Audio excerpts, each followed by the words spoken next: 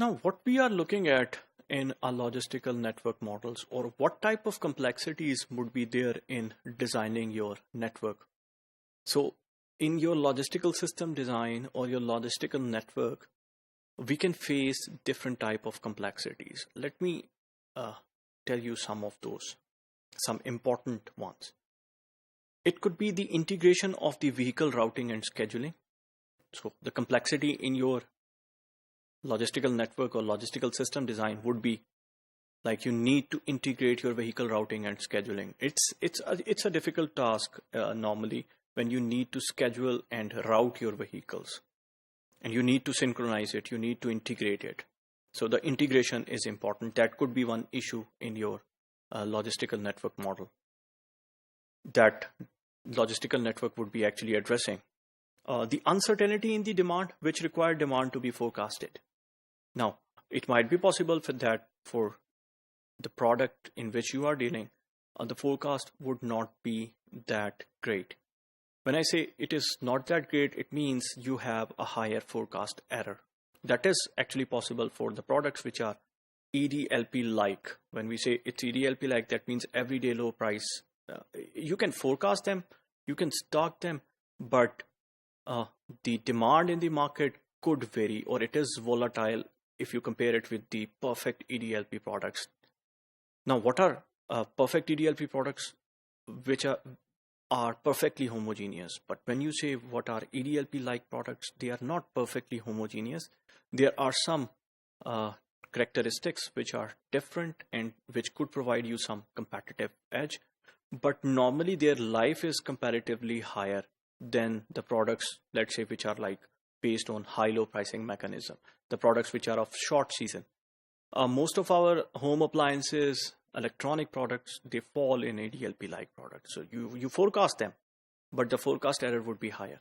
So in that case, the demand uncertainty, even if you are forecasting it, would be higher. It would be volatile.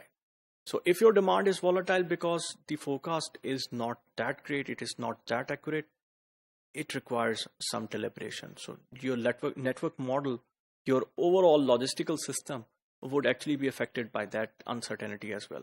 So you need to provide such kind of integration that the uncertainty of demand would not be affecting your overall logistical network. Then we have the identification and development of appropriate type of cost functions.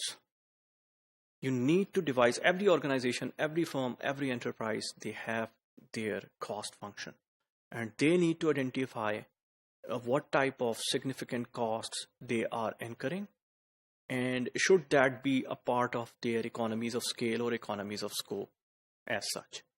So that will actually determine that what would be their optimal quantity and how would they minimize their cost.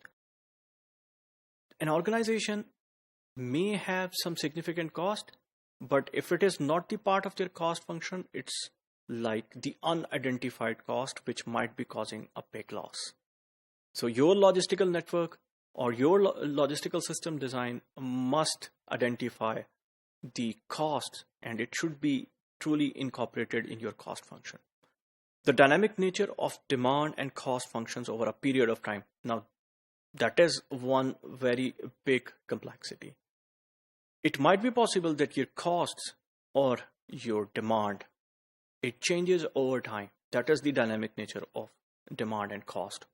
So if it changes over time, it is in the dynamic perspective rather than in a static perspective.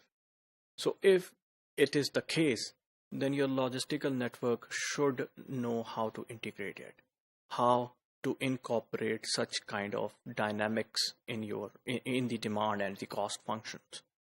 Your cost functions, in simple words, cannot be a static cost function that okay, ये वो cost function है, इस cost function के ऊपर कोई भी चीज जो है with the passage of time change नहीं हो रही है.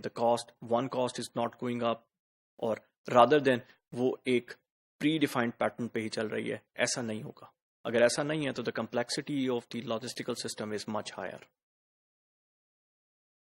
Then we have the dependency relationship between inventory and transportation decisions. Your inventory levels, your inventory positioning actually depends upon the transportation decision. आपके transportation decisions and inventory decisions, they are linked with each other. So the dependency, that relationship should be duly incorporated in your logistical system. The relationship between customer service levels and the key logistical decisions. Your key logistical decisions should be supporting the customer service level. CSL should be higher if you are addressing the key logistical decisions like transportation, like inventory, like your facility location, like your retail outlets, etc.